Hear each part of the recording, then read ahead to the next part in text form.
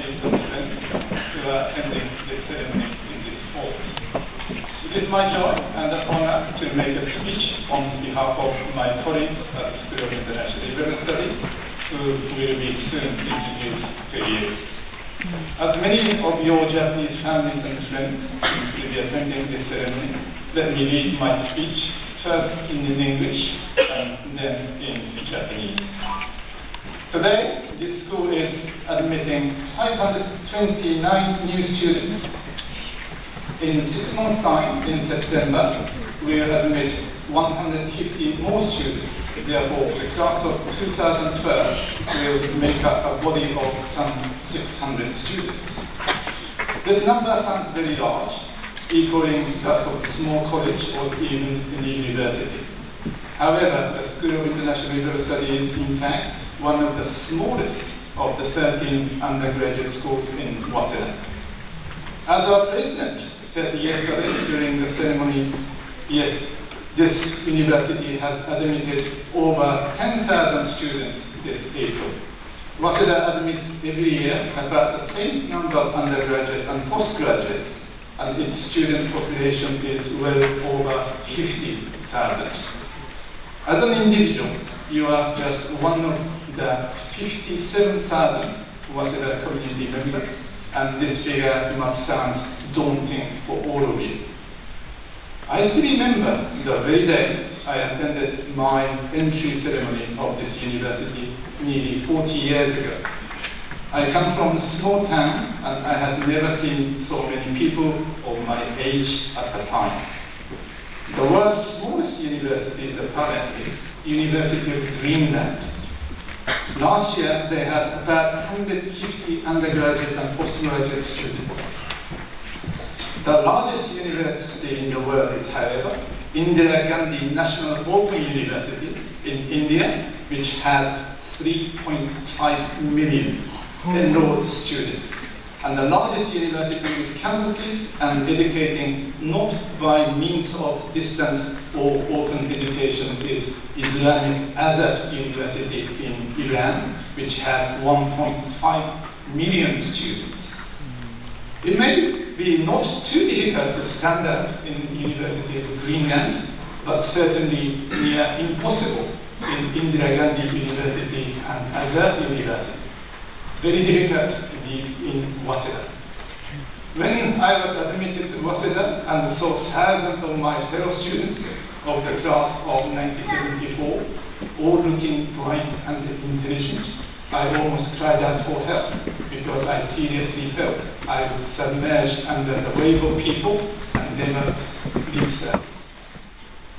It may be only me that lost confidence in the first day of university life and seriously worried I would never be able to be distinguished and get fulfillment and satisfaction among so many people. If there are those who like me, my simple advice is don't worry too much. As long as you realize there is more than one way to achieve that. We all want fulfillment. There are many ways to get it. Some say the way to fulfillment is to become rich or famous. Others think the greatest satisfaction can be gained out of exercising your strength in your work. And others think the important thing is to gain and to keep the love and the respect of friends and your family.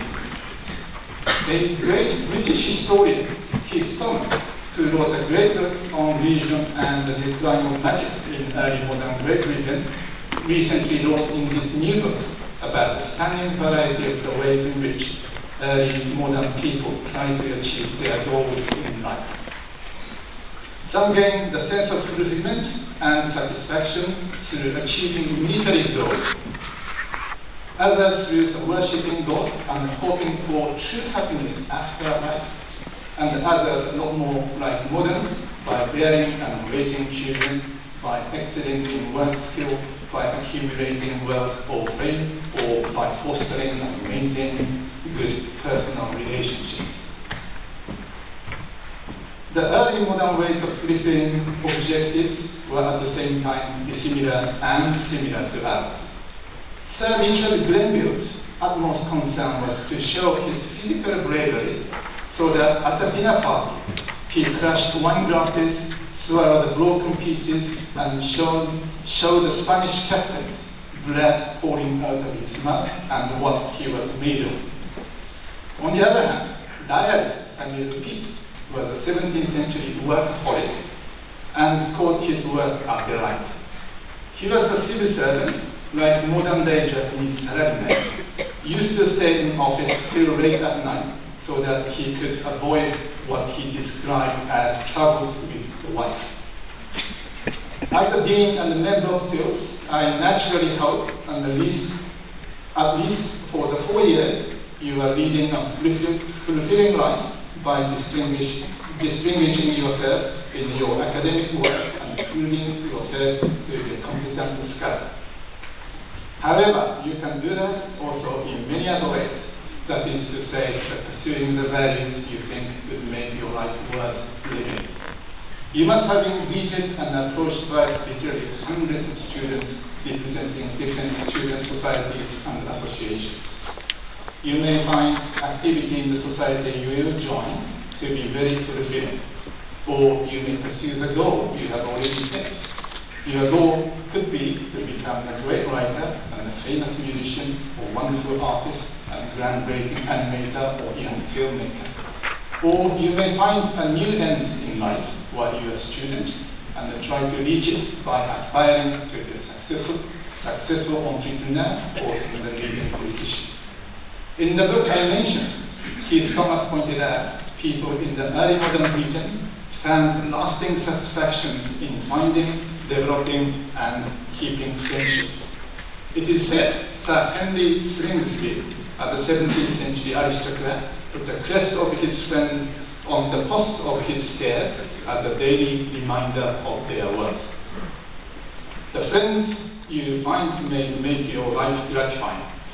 There will also be plenty of opportunity for volunteer activities helping the deprived and the privileged and suffering people.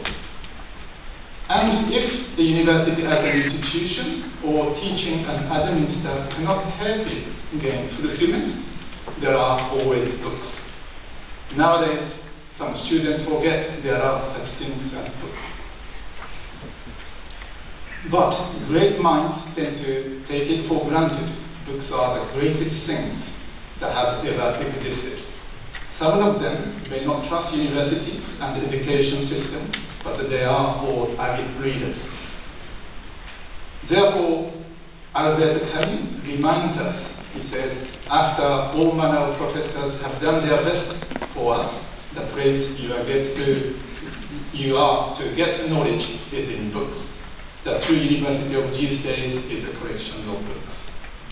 Or Thomas Carlyle, a 19th century historian, writer, teacher, declared, what we become depends on what we read after all professors have finished with us. The greatest university of all is a collection of books. Looking back on my university days, what I was doing the most was looking myself away in the Waseda library and reading books indiscriminately. Japan's best library is only a few minutes away from here, and the present central library is a lot more comfortable to be locked away in than Takata Library, which was the central library in my undergraduate days. Now, all of our teaching staff and the administration staff sincerely hope whichever channel you take in pursuing your goal, your life and the work at school will be happy and rewarding ones. Once again, congratulations and welcome to the School of International